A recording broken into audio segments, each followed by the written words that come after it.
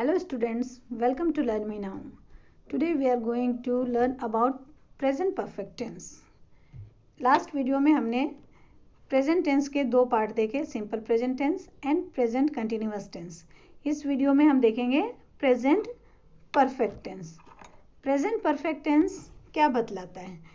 ये present means present time को बताएगा, परफेक्ट मीन्स जो काम कंप्लीट हो चुका है, और टेंस जो वर्ब शो करता है कि एक्शन कब हुआ और जो वर्क है उसका प्रोग्रेस कैसा है. तो प्रेजेंट परफेक्ट टेंस हमें बतलाता है कि एक्शन कंप्लीट हो चुका है, वर्क पूरी तरह फिनिश हो चुका है, लेकिन पहले ही फिनिश होने के बावजूद उस वर्क का जो इफेक्ट है वो प्रेजेंट टाइम में भी शो कर रहा है, वो प्रेजेंट टाइम से लिंक्ड है. Let's see the usages of present perfect tense. Present perfect tense को हम कहाँ कहाँ यूज कर सकते हैं?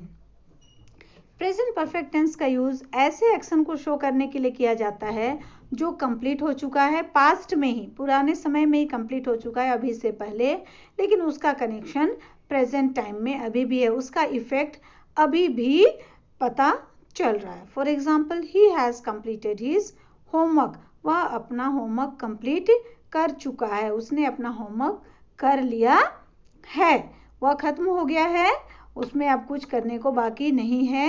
तो ये कौन बतलाता है? Present perfect tense. Present perfect tense ऐसे एक्शन को भी शो करता है जो इमीडिएट पास्ट में कंप्लीट हुआ हो, जस्ट अभी अभी कंप्लीट हुआ हो. For example, I have finished my work just now. मैं जस्ट अभी अपना काम खत्म कर चुका हूं. प्रेजेंट परफेक्ट टेंस का यूज ऐसे एक्शन के लिए भी किया जाता है जो पास्ट टाइम में शुरू कर चुके होंगे, लेकिन अभी भी वह चल रहा है. अभी मतलब जिस समय की हम बात कर रहे हैं. For example, we have known him for 5 years. 5 साल पहले हमारी मुलाकात उससे हुई, उससे जान पहचान हुई, लेकिन हम लोग अभी भी उसको 5 सालों से जानते हैं. ये जो प्रेजेंट परफेक्ट टेंस है ऐसे पास्ट एक्शंस को शो करता है या पास्ट इवेंट्स को शो करता है जिसका टाइम डेफिनेट नहीं होता कि कौन से डेफिनेट टाइम में वह हुआ. काम हो गया, फिनिश हो चुका है, लेकिन एग्जैक्टली कब हुआ ये बात मालूम नहीं हो, तो ऐसे केस में भी प्रेजेंट परफेक्ट टेंस का यूज किया जाता है. For example, I have known her to be very kind. हम लोग उसको जानते हैं, अच्छी तरह से जानते हैं कि वह बहुत काइंड है, लेकिन ये जो उसका काइंड होना कब से जानते हैं ये टाइम फिक्स नहीं है, डेफिनेट नहीं है.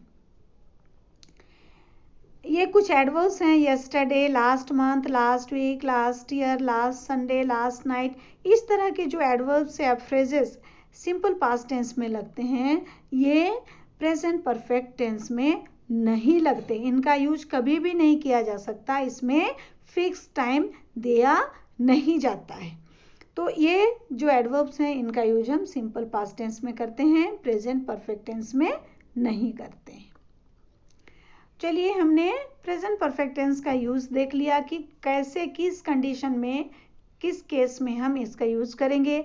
अब हम इस यूज को इम्प्लीमेंट करेंगे सेंटेंस बनाकर. कि सेंटेंस कैसे बनाएंगे, प्रेजेंट परफेक्ट टेंस के सेंटेंसेस को बनाने के क्या क्या नियम हैं. तो लास्ट वीडियोस में भी हमने देखा था कि डिफरेंट काइंड्स ऑफ सेंटेंसेस में हम ये सेंटेंस को बांटते हैं कि अफर्मेटिव सेंटेंस में कैसे हम लोग प्रेजेंट परफेक्ट टेंस को यूज करेंगे, नेगेटिव में, इंट्रोगेटिव में, इस तरह से अलग अलग सेंटेंसेस में हम इस टेंस का यूज देखेंगे. तो एफर्मेटिव सेंटेंस जो सकारात्मक वाक्य होता है जिसमें यस वाली बात आती है, वैसे केस में हम सबसे पहले रखते हैं सब्जेक्ट. सब्जेक्ट के बाद सब्जेक्ट के सिंगुलर और प्लूरल को शो करने के लिए हैज़ या हैव का यूज किया जाता है. हैज़ सिंगुलर है और उसका प्लूरल है हैव, और इन दोनों के साथ वर्ब का थर्ड फॉर्म अर्थात पास्ट पार्टिसिपल फॉर्म का यूज किया जाता है. उसके बाद ऑब्जेक्ट का यूज किया जाता है. तो हमने देखा कि प्रेजेंट परफेक्ट टेंस में हमेशा ही वर्ब का थर्ड फॉर्म यूज किया जाता है, और वह भी सारे सब्जेक्ट के साथ, वेदर इट इज सिंगुलर और प्लूरल सब्जेक्ट। तो हैज और हैव में किसके कौन से सब्जेक्ट के साथ हैज लगेगा, किसके साथ हैव लगेगा, ये देखें।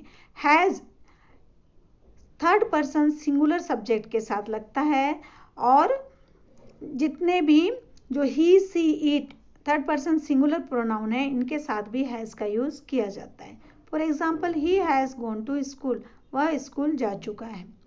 इसके बाद जितने भी प्लूरल्स बचेंगे, और आई को हम अच्छी तरह जानते हैं पहले से कि आई फर्स्ट पर्सन सिंगुलर होते हुए भी इसके साथ प्लूरल वर्ब का यूज होता है।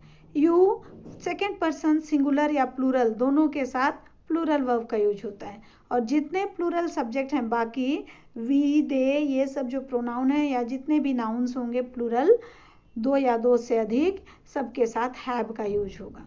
For example you have gone to school, तुम स्कूल जा चुके हो।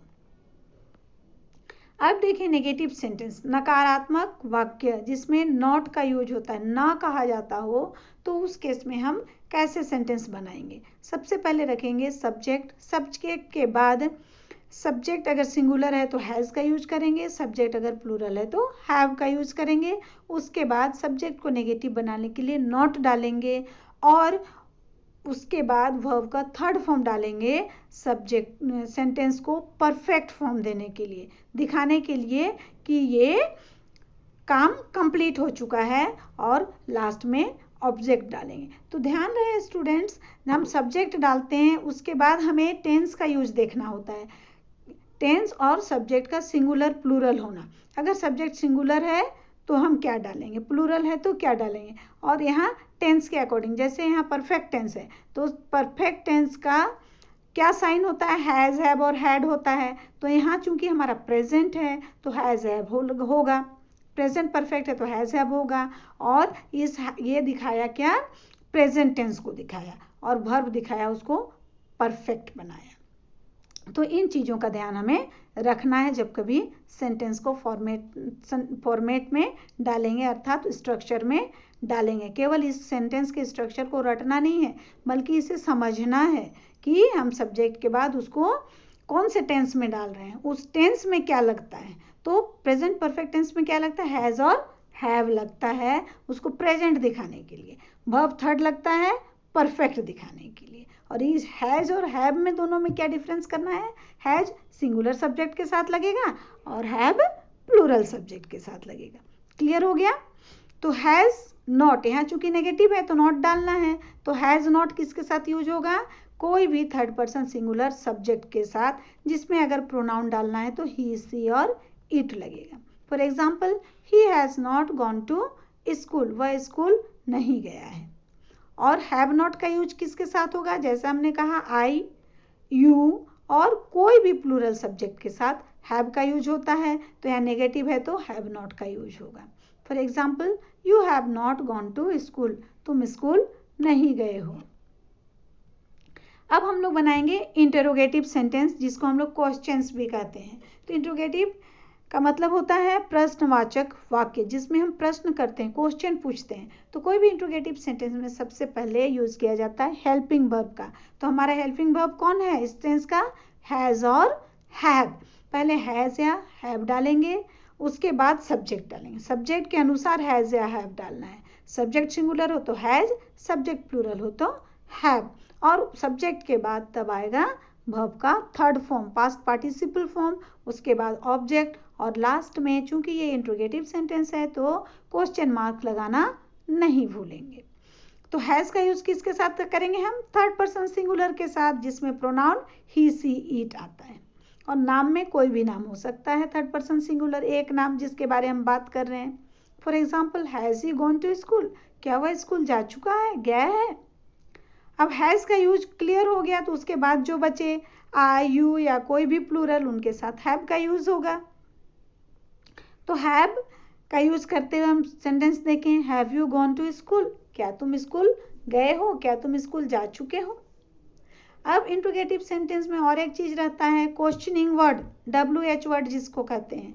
तो WH क्वेश्चंस, WH से स्टार्ट होने वाले जो इंट्रोगेटिव सेंटेंस होते हैं उसके लिए सबसे पहले हम लोग WH वर्ड डालते हैं, उसके बाद सब्जेक्ट के अकॉर्डिंग हैज़ या हैव डालते हैं, फिर सब्जेक्ट डालेंगे, फिर वर्ब का थर्ड फॉर्म, चूंकि ये परफेक्ट टेंस है, और फिर ऑब्जेक्ट और इंट्रोगेटिव सेंटेंस है इसलिए क्वेश्चन मार्क डालेंगे।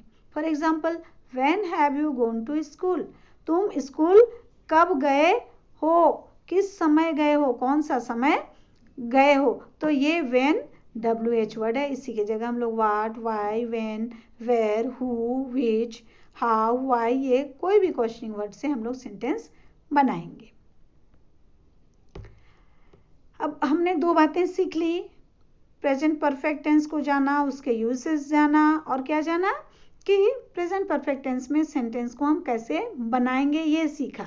अब कभी रिटन फॉर्म में कोई सेंटेंस आए जिसमें हमको पूछा जाए कि आप बताइए ये कौन से टेंस का है, तो हम प्रेजेंट परफेक्ट टेंस को कैसे डिटरमाइन करेंगे, उसको कैसे रिकॉग्नाइज करेंगे, पहचानेंगे। उसकी पहचान क्या है कि सेंटेंस में हैज़ या हैव जरूर होगा। हैज़, हैव सिर्फ प्रेजेंट परफेक्ट टेंस में लगता है। उसके बाद वर्ब का third form, past participle form होगा सेंटेंस में, तो हम जानेंगे कि ये सेंटेंस प्रेजेंट परफेक्ट टेंस का है। दूसरी बात, कुछ एडवर्ब्स इसमें लगते हैं जैसे already, already completed, just, yet, recently, ये सारे एडवर्ब्स अगर उस सेंटेंस में लगे हों तो ये प्रेजेंट परफेक्ट टेंस को उसके साइन है, उसके संकेत हैं। इन संकेतों से हम सेंटेंस को पहचानेंगे। और अगर हिंदी के सेंटेंस को पहचानना हो, हिंदी के वाक्य जो प्रेजेंट परफेक्ट टेंस में हो, तो उनको हम कैसे पहचानेंगे अगर ट्रांसलेट करने की बात आई तो जिस किसी वाक्य के क्रिया के अंत में चुका हूँ, चुके हो, चुका है, चुकी है, चुके हैं, गया हूँ, गए हो, गया है, गई है या गए हैं, मतलब ये या, ये, यू, ऊ, इस तरह, या चुका, चुकी, चुके, ये सब अगर क्रिया के अंत में लगे हों तो ऐसे जो सेंटेंस होंगे वे प्रेजेंट परफेक्ट टेंस के होते हैं। इन्हें हम हमने जो सीखा है स्ट्रक्चर, उस स्ट्रक्चर में सब्जेक्ट, वर्ब, ऑब्जेक्ट को डालकर सेंटेंस बना सकते हैं और हमारा ट्रांसलेशन बिल्कुल ही सही होगा, करेक्ट और परफेक्ट होगा। हमने प्रेजेंट परफेक्ट टेंस को सीख लिया। तो आपको मेरा ये वीडियो कैसा लगा, इस पर कमेंट जरूर करें, और अगर आपको पसंद आया, यूजफुल लगा, तो इसे लाइक करें, शेयर करें और सब्सक्राइब भी जरूर करें, जिससे कि इसके बाद के आने वाले वीडियो का नोटिफिकेशन आपको टाइम पर हो जाए। थैंक्स।